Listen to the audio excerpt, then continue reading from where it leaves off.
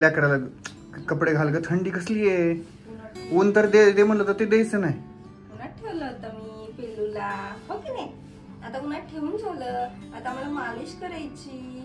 आजी मालिश करणार आहे आता आमची. हा का? हा बर. बोलेल सगळं करते. कच ऐकते. पप्पा काय म्हणतात माहितीये का? काय म्हणतात पप्पा? बायकांसारखं ऐकायचं नाही तसं. हा बायकांसारख्या गप्पा ऐकायच्या नाहीत. तो ऐकतो का ग गप्पा? तिथे टोक लावून मन लावून नाही. बाईचे म्हणा मी बाईचे. मला घेऊन दिला ग. पप्पाकडे जा. जा जा, पप्पा चालले ऑफिसला. ऑफिसला चालले.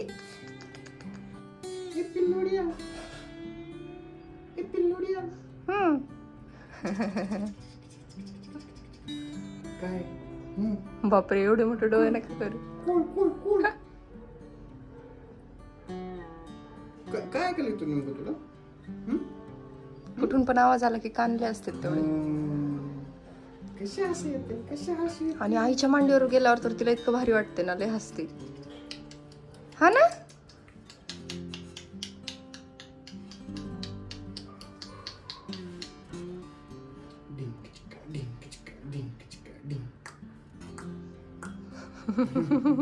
चला जा म्हणा ऑफिसला, उशीर झाला. हा चलो. आजकाल पप्पाला ऑफिसला जाऊ वाटत नाही. की नाही. 15 दिवस केलं की मस्त एन्जॉय. हा मग नाही गरम नाही वाटत आहे. उन्हात होती ना ग बराच वेळ. होय, विटामिन डी घेतला मी सकाळी सकाळी. की नाही.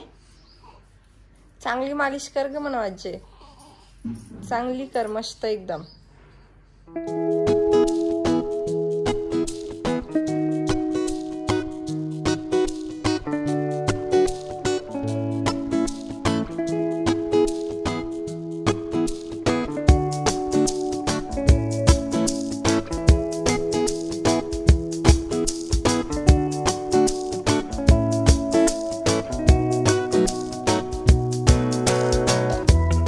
एकदा का बाळ झोपलं ना, मग आम्ही काय करतो, आमची कामं करून घेतो. म्हणजे मला तशी काही जास्तीची कामं नसतातच, पण आईला मग स्वयंपाक बनवायचं, त्यानंतर दुपारचं सगळं काय आवरायचं हे असतं काम. त्याच्यामुळे मग ती ते करते आणि मग मी बसल्या बसल्या हे कपड्यांच्या घड्या हे घालते. कारण काय होतं, छोटी छोटी म्हटलं ना तर एवढे कपडे होतात रोजचे. त्याच्यामुळे मग त्याच्या घड्या घालते, ते व्यवस्थित आवरून ठेवते. आणि ती एकदा झोपली की मग 2-3 तास काही उठत नाही. मग ते हे सगळं आवरून मग माझी आंघोळ वगैरे करून घेते. कारण काय होतं, रोजच्या रोज रूम स्वच्छ केली, व्यवस्थित सगळं ठेवून दिलं ना तर आपल्याला पण आजूबाजूचा परिसर स्वच्छ असेल तर स्वच्छ वाटतं. नाहीतर काय होतं, तेच राडा बघून आणि जास्त पसारा बघितला ना तर मग मला तर अशी चिडचिड पण होते आणि असं होतं की बापरे किती घाण झाली आणि त्याच्यामध्येच आपण थांबलोय, असं म्हणजे मला अजिबात आवडत नाही असं होतं. पण मग जसं होईल तसं मी थोडं हे करते, रूममधलं फक्त आवरून घेते, जास्तीची काही कामं करत नाही.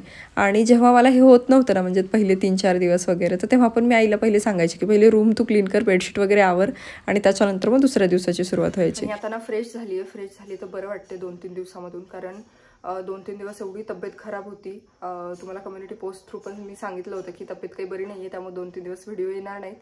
तर ताप होती खूप जास्त, थंडी होती, डोकं दुखत होतं, खोकला वगैरे हे सगळं. कारण आता थंडी एवढी वाढली आहे ना, आणि तुम्हाला माहिती यांची पण तब्येत खराब झाली होती बर्थडेच्या दिवशीच, त्यामुळे मग ते थोडंसं वासने वगैरे होतं, त्याच्यामुळे कदाचित मला झालं असेल. आणि त्यामुळे मग ते शूटिंग तर लांबच, बाकी मी काहीच नाही केलं. पण असं होतं, व्हिडिओ नाही ना टाकला, मला पण असं काहीतरी चुकल्यासारखं वाटतं की काहीतरी राहून गेलंय असं. पण मग तशी कंडिशनच नव्हती, त्यामुळे म्हटलं चला आता आपण 2-3 दिवस जरासं ब्रेक घेऊया आणि मग नंतर आपलं होत राहील. सो त्यानंतर मग आज शूट करते 2-3 दिवसाच्या नंतर. आणि आता थोडंसं बरं वाटतंय, थोडं म्हणजे बऱ्यापैकी बरं आहे. थोडंसं सर्दी वगैरे आहे पण ठीक आहे. त्याच्यामुळं तुम्ही पण म्हणता बरेच जण की अगं आराम करत जा. खरं तर मी खूप जास्त आराम करते आणि त्याच्यामुळे असं झालं ना की डिलेव्हरीचं तर लांबच, बाकीच आपल्याला काय दुखणं आलंय की काय असं होतं आणि खूप आजारी असल्यासारखं वाटतं. सो मला ना तसं पडून राहायला एकतर आवडत नाही. तुम्हाला सगळ्यांनाच माहिती आहे मी एका जागेवर असं बसू नाही शकत, पण तरीसुद्धा मी आत्ता खूप जास्त रेस्ट घेते. फक्त एखादी चक्कर मग बाहेर होते हॉलमध्ये, पिकूला भेटून येते. पिकू पण इतकं हुशार झालाय आता तुम्हाला सांगते. म्हणजे तो इथपर्यंत येतो, असं दरवाजामध्ये येतो आणि तो तिथूनच बघतो की नेमकं ह्यांचं काय चाललंय, किंवा ही जर रडत असेल ना तर मग तिथूनच त्याचं बघतो असं की काय चाललंय, काय करताय काय नाही. तो अजिबात रूमच्या असं आतमध्ये पाऊल पण नाही ठेवत. ते जर असतील ना तर एखाद्या वेळेस आतमध्ये पाऊल ठेवतो, नाहीतर त्याला नेमकी भीती वाटते का राग येतो का हे सगळ्या गोष्टी नवीन वाटतात माहीत नाही, पण तो रूमच्या अजिबात आतमध्ये येत नाही. आणि ती गोष्ट एवढी आमच्यासाठी चांगली झाली आहे. नाहीतर त्याला इतकी सवय होती ना, तो काय करायचा, बाहेरून आला की धडक बेडवरती उडी मारायचा. आणि आता असं वाटतं की बापरे, तसं त्यानं केलं असतं तर कसं झालं असतं नाही का. सो तो पण शहाणा झालाय आता.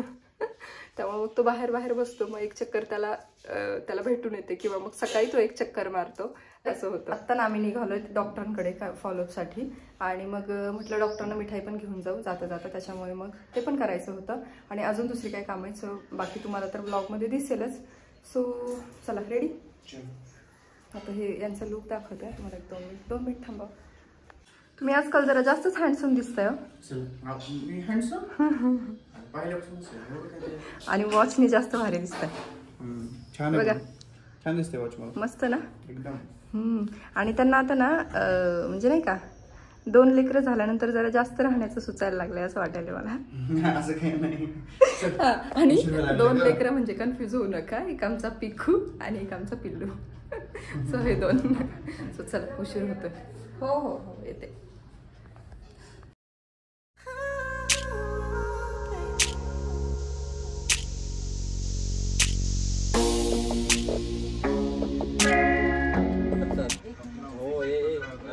हे सगळं लहान साईज आहे एकदम. मुलाची वाटतंय. नाही, मुलींच्या मुलांच्या असं काही नाही.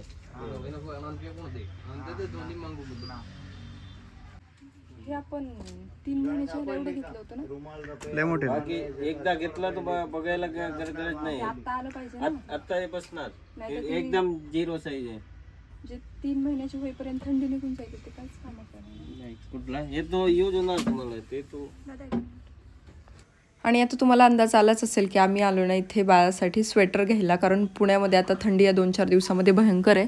आणि काय ना, डिलिव्हरीच्या वेळेला म्हणजे अगोदर काही गोष्टी घेत नसतात आणि त्याच्यानंतर पण तेवढीशी काही गरज वाटली नाही, त्यामुळे स्वेटर घ्यायचं राहूनच गेलो. तर बाकी सगळे कपडे बऱ्यापैकी तिला भरपूर आहेत, पण स्वेटर तेवढं राहून गेलं. म्हणून म्हटलं चला आपण आज बघूयात, बाहेर पडलोच आहेत तर, कारण फक्त त्या गोष्टीसाठी येणं पण होत नाही. तर इथे खूप छान छान असे क्यूट असे स्वेटर्स होते, पण अशी थोडीशी मोठी साईज वाटत होती, कारण ती आत्ता 15-20 दिवसांचीच आहे. त्यामुळे मग ते 3 महिन्याच्या बेबींचे घ्यायचे की नको घ्यायचे हेच थोडंसं कन्फ्युजन होतं. म्हटलं ठीक आहे, चला बघूयात आपण अजून एखाद्या शॉपमध्ये सुद्धा.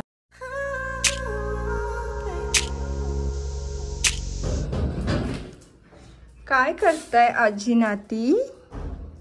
आता उठली. हाय पिल्लू. झोपण्याची स्टाईल तर बघा, एक हात सवरती ठेवून.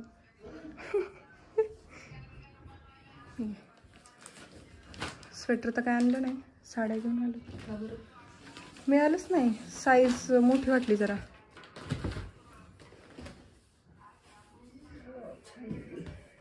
छान आहे का?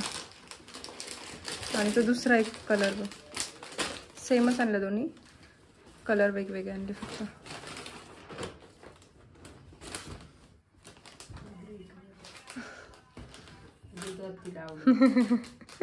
त्यासाठीच ते 2 घेऊन आले. चांगलं ना.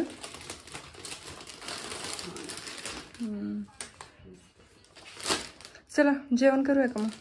घे बरं. आता बघा एवढी मस्त झोपली आहे. आणि दुपारी ना जेव्हा आम्ही बाहेरून आलो, जेवण वगैरे केलं, त्यानंतर एवढी तिला वॉमिटिंग हे झाली. आणि आम्हाला असं झालं की बापरे अचानक कसं काय झाली असेल एवढी. आणि डॉक्टरांना विचारलं तर डॉक्टर काय बोलतात, उठल्या मॅडम. तर आता पुन्हा झोपली. आता हे तर असं चालूच राहणार की मी काहीतरी बोलत असणार, ही उठणार किंवा तिला घ्यावं लागणार वगैरे. सो आता ह्या सगळ्या गोष्टी कॉमन होणार. मला पण सवय करून घ्यावी लागणार आणि तुम्हाला पण सवय करून घ्यावी लागणार असे. तर ना मी काय सांगत होते, दुपारी एवढी तिला अचानक म्हणजे एवढी वॉमिटिंग झाली की असं एवढ्या दिवसामध्ये कधीच नाही झालं. म्हणजे आज आता 3 आठवडे होऊन गेले तिला, पण एवढ्या दिवसामध्ये ना तसं कधीच नाही झालं की एवढी वॉमिटिंग झाली. त्यामुळे मग मी पण एवढी घाबरले. आणि मग यांना सांगितलं, ते बोलले की पहिलेच डॉक्टर बोलले होते की ठीक आहे, वॉमिटिंग होणं किंवा खूप दिवसातून एक 10-20 वेळा जरी मोशन्स वगैरे झाले तरी ते सुद्धा नॉर्मल आहे, किंवा दिवसातून 10-20 वेळा तिची म्हणजे 5-6 वेळा तर तिची युरिन पास होते, तो त्यापेक्षा जास्त झाली ती सुद्धा नॉर्मल आहे. कारण बेबी जर तुमचं छान हसतंय खेळतंय ना आणि बाकी ह्या जर सगळ्या गोष्टी होतात तर ते सगळं नॉर्मल आहे. पण ॲज अ न्यू मदर ना ह्या गोष्टी समजायला वगैरे खूप जास्त वेळ जातो.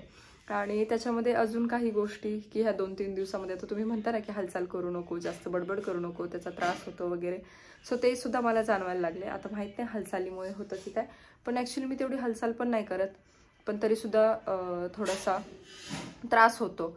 आता एवढं मोठं ऑपरेशन वगैरे झालं सो त्रास तेवढा तर होतो, पण काही काही गोष्टी ना आता आपल्या समजतात, पण बाळाच्या काही गोष्टी समजायला खूपच अवघड आहे असं वाटतं मला, की नेमकं तिला काय होतं हे काहीच कळत नाही. तरीसुद्धा ती शांत आहे, त्याच्यामुळे मग एवढं ठीक आहे. पण जर बाळ रडत असतील ना, मला आता कालच एक कॉमेंट आली की माझं बाळ तो खूप जास्त रडतं, मग मी काय करू काय नाही.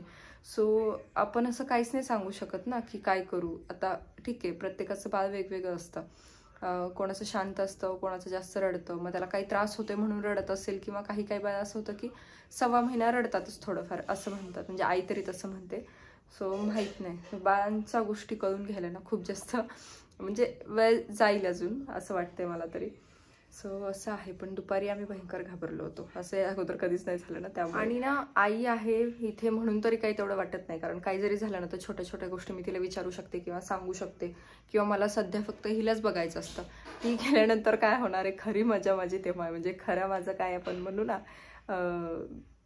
काय म्हणू, खरी परीक्षा माझी तेव्हा आहे की बाकी पण काम बघावं लागणार आणि हिला पण बघावं लागणार. सो आई आहे तोपर्यंत मी रिलॅक्स आहे, त्यामुळे काही टेन्शन नाही, आणि त्यामुळे ना मी हिच्याकडे जास्त लक्ष पण देऊ शकते. सो नंतर खरी माझी मजा येणार आहे. पण ठीक आहे, हळूहळू सवय होते सगळ्या गोष्टींची.